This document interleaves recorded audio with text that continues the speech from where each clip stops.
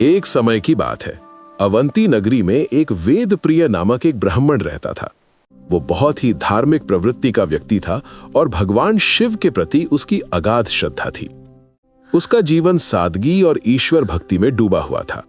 वेद प्रिय का हर दिन भगवान शिव की आराधना के साथ शुरू होता था। प्रतिदिन सुबह सूर्योदय से पहले वो स्नान करके पवित्र होता और फिर अपने हाथों से मिट्टी का एक शिवलिंग बनाता। उस शिवलिंग को वो फूल, बेलपत्र और जल से सजाता और भगवान शिव की पूजा करता।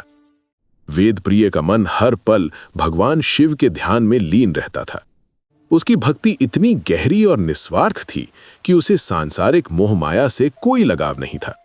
वो हर क्षण यही कामना करता कि उसका जीवन भगवान शिव की सेवा में बीते और उनकी कृपा सदैव उस पर बनी रहे। एक दिन जब वेद प्रिय अपने नियमित कर्म के अनुसार शिवलिंग की पूजा में लीन था, तभी अचानक एक अद्भुत घटना घटी।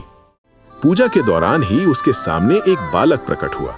ये कोई साधारण बालक नहीं था, बल्कि भगवान शिव का एक गण था जो उनकी आज्ञा से वेद प्रिय के पास आया था।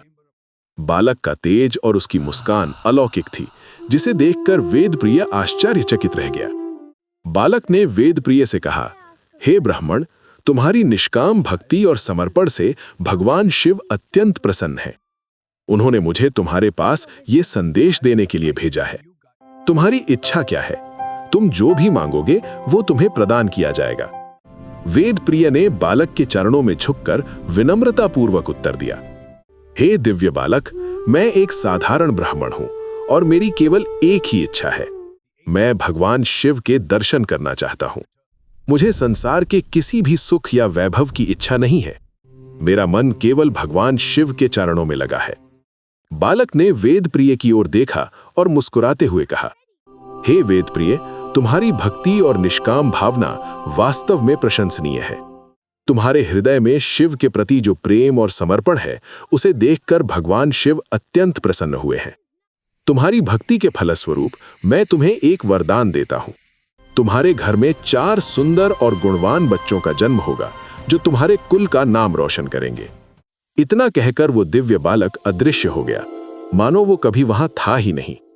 वेद प्रिय ने अपने आप को धन्य महसूस किया और भगवान शिव की कृपा के लिए उनके चरणों में मन ही मन कृतज्ञता व्यक्त की।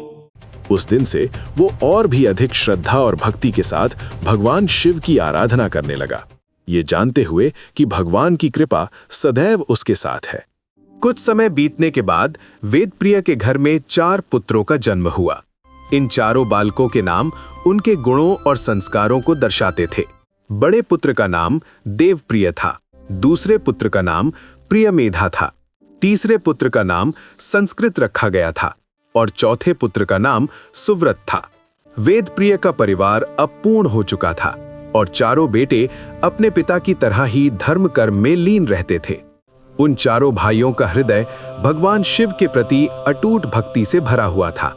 वे अपने पिता वेद प्रिय के मार्ग पर चलते हुए उनके संस्कारों और आदर्शों को अपने जीवन में उतारने लगे थे। चारों भाई अपने पिता की तरह प्रतिदिन सुबह सूर्योदय से पहले उठते, स्नान करके पवित्र होते और फिर अपने हाथों से मिट्टी का एक शिवलिंग बनाते। वे उस शिवलिंग को फूल, बेलपत्र और जल से सजाते और भगवान शिव की पूजा करते। उनकी पूजा में इतनी निष्ठा और समर्पण था कि वे हर छोटी बड़ी चीज को बहुत ही सावधानी और श्रद्धा से करते। उनके मन में भगवान शिव के प्रति इतनी गहरी भक्ति थी कि वे हर पल उनके ध्यान में लीन रहते। उन दिनों एक महाबलशाली दूषण नामक एक राक्षस रहा करता था। दूषण और उसकी सेना को स्वयं ब्रह्मादेव से अजेयता का वरदान प्राप्त था, जिसके कारण वो अत्यंत शक्तिशाली और अहंकारी हो गया था। इस वरदान के मद में चूर होकर दूषण ने पृथ्वी पर अत्याचार करना शुरू कर दिया। वो ऋषि मुनियों, साधारण जनों और यहाँ तक कि देवताओं को भी परेशान करने लगा। उसका एकमात्र उद्देश्य धर्म का नाश करना और अधर्म का प्रसार करना था। दूषण के अत्याचारों से पूरी पृथ्वी त्रस्त हो गई थी। दूषण को अपनी शक्ति पर इतना अहंकार था कि उसने स्वयं को अजेय समझ लिया था। उसने देवताओं को चुनौती दी और उनके मंदिरों को नष्ट करना शुरू कर दिया। उसका अहंकार इतना बढ़ गया कि उसने भगवान शिव के भक्तों को सताना शुरू कर दिया। दूषण ने घोषणा की कि कोई भी देवता उसे रोक नहीं सकता। उन दिनों रत्नमाल पर्वत पर दूषण राक्षस ने ऋषियों को परेशान करना शुरू कर दिया था। उसने ऋषियों के तप और यज्ञ को भंग कर दिया और उन्हें जान से मारने की धमकी दी। दूषण और उसकी सेना ने ऋषियों के आश्रमों को नष्ट कर दिया और उनके धार्मिक कार्यों में बाधा डाली। उसने ऋषियों से कहा, यहाँ किसी भी देवता की पूजा नहीं होने दूंगा। इसके बाद दूषण ने अपनी सेना के साथ अवंती नगरी पर आक्रमण करने का निर्णय लिया। उसका उद्देश्य वहां के ब्राह्मणों को सताना और उन्हें मारना था। दूषण और उसकी सेना ने अवंती नगरी में घुसपैठ की और वहां के निवासियों पर अत्याचार करना शुरू कर दिया। उन्होंने ब्राह्मणों को डराने धमकाने और उनके धार्मिक कार्यों को रोकने का प्रयास किया।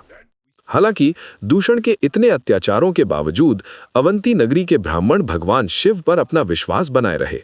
वे भयभीत नहीं हुए और शिवजी की कृपा पर भरोसा करते रहे। कुछ समय बाद जब अवंती नगरी के ब्राह्मण इस संकट से घबराने लगे तो उन 4 शिव भक्त भाइयों ने उन्हें आश्वासन दिया। उन्होंने कहा, आप शिवजी पर भरोसा रखिए, वे हमारी रक्षा अवश्य करेंगे। इसके बाद वे चारों भाई भगवान शिव की पूजा में लीन हो गए और उनकी उपासना करने लगे। दूषण ने जब ये दृश्य देखा तो उसने उन चारों भाइयों को मारने का निर्णय लिया। वो अपने शस्त्र लेकर उनके पास पहुंचा और उन्हें मारने के लिए हाथ उठाया। लेकिन जैसे ही दूषण ने उन पर प्रहार करने का प्रयास किया, अचानक एक तेज आवाज हुई और शिवलिंग के पास एक बड़ा गड्ढा बन गया। उस गड्ढे से भयंकर रूपधारी स्वयं भगवान शिव प्रकट हुए। उनका रूप इतना विकराल और तेजस्वी था। उनके हाथ में त्रिशूल था और उनकी आंखों में क्रोध की ज्वाला धधक रही थी। भगवान शिव ने गर्जना करते हुए कहा, हे दूषण, तूने निर्दोष लोगों को सताया है, अवंती नगर की शांति भंग की है। आज मैं तेरे अत्याचारों का अंत करूंगा। दूषण ने भगवान शिव को देखकर घमंड से कहा, तुम कौन हो जो मेरे सामने खड़े हो? मैं तुम्हें भी नष्ट कर दूंगा। भगवान शिव ने मुस्कुराते हुए कहा, मैं महाकाल हूं, समय और मृत्यु का देवता। आज तेरा अंत निश्चित है। दूषण ने भगवान शिव पर हमला कर दिया। उसने अपनी भयंकर शक्तियों का प्रयोग किया और भगवान शिव को नष्ट करने का प्रयास किया। लेकिन भगवान शिव अजेय थे। उन्होंने अपने त्रिशूल से दूषण के हर हमले को विफल कर दिया। ये युद्ध अत्यंत भीषण था। आकाश में बिजली चमक रही थी और धरती कांप रही थी। अंत में भगवान शिव ने अपने त्रिशूल से दूषण का वध कर दिया और दूषण का शरीर धरती पर गिर गया और उसका अंत हो गया। अवंती नगर के लोगों ने भगवान शिव की जय जयकार की और उन्हें धन्यवाद दिया। दूषण नामक राक्षस का वध करने के बाद भगवान शिव ने अवंती नगर के निवासियों से संबोधित करते हुए कहा, हे प्रिय भक्तों, तुम्हारी अटूट भक्ति और समर्पण से मैं अत्यंत प्रसन्न हूं। तुमने मेरे प्रति जो श्रद्धा और प्रेम दिखाया है, उसके लिए मैं तुम्हें वरदान देना चाहता हूं। तुम जो भी इच्छा रखते हो मुझसे मांगो, मैं तुम्हें वो वरदान अवश्य दूंगा। तब वहां उपस्थित ब्राह्मणों ने भगवान शिव से निवेदन किया, हे महादेव, हे संसार के स्वामी, हमारी एक विनती है कि आप हमें इस संसार के बंधनों से मुक्ति प्रदान करें।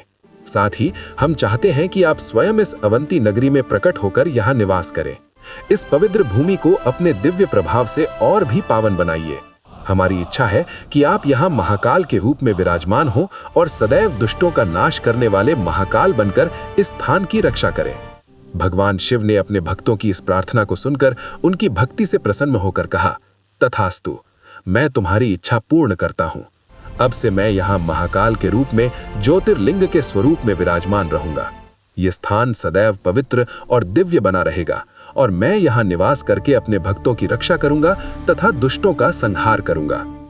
इस प्रकार भगवान शिव ने अवंती नगर यानी कि आज के उज्जैन में महाकाल के रूप में अपना निवास स्थापित किया और ये स्थान हिंदू धर्म में एक पवित्र तीर्थ स्थल के रूप में प्रसिद्ध हुआ। यहाँ आज भी महाकालेश्वर ज्योतिर्लिंग विराजमान है, जो भक्तों के लिए मोक्ष और शांति का स्रोत माने जाते हैं।